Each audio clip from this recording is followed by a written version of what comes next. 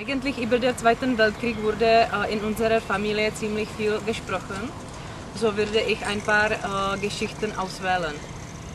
Also unsere ein bisschen weiter bekannter war als Student nach dem Tod von Reinhard Heydrich nach Auschwitz geschickt, wo war in Konzentrationslager Auschwitz, und hat Folgendes gesagt.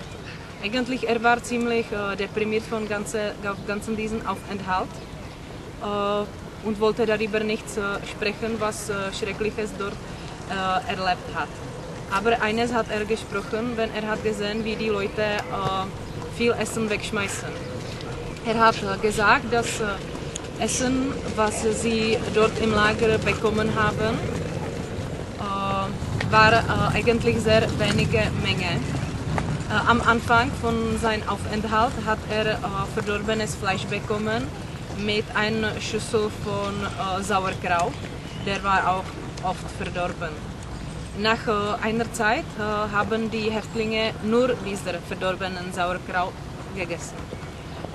Natürlich, wenn es war verdorben, waren dort auch verschiedene Würmer und Insekten in dem Kraut.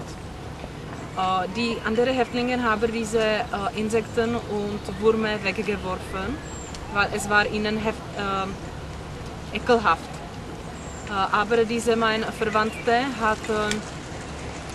war ein intelligenter Typ und wusste, dass die Würmer enthalten viele Proteine, die in Sauerkraut nichts gibt. So, er hat diese Würmer und Insektenlarven gesammelt und gegessen. Nach einer Zeit, die anderen Häftlinge haben gesehen, dass er hat ziemlich viel Kraft und ist ziemlich stark. Begonnen sie haben sie festgestellt, dass es ist wegen dieser Würmer. So, danach, alle wollten natürlich die Würmer essen und haben sie begonnen kämpfen um die Würmer. Haben sie auch so zum Beispiel mit Karten gespielt, irgendwelche solche Spiele, und der gewinnt kann die Würmer essen. Meine Oma hat in einem alten Haus gewohnt, wo war auch ein Ehepaar. Die Frau war eine Jüdin und ihr Mann war Tscheche.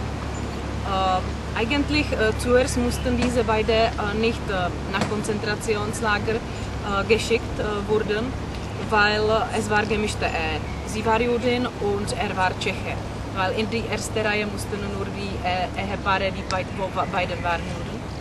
Aber nach einer Zeit, es wurde bekannt, dass der Mann sollte mit der Frau trennen, damit er auch nicht nach Konzentrationslager fahren muss. Aber der Mann hat seine Frau geliebt und wollte nicht sie nach Konzentrationslager schicken, weil er wusste, dass sie kann sein Leben dort verlieren. Deshalb haben sie heimlich in der Wohnung ein Geheimzimmer gebaut, wo die Frau 3 oder 4 Jahre gewohnt hat.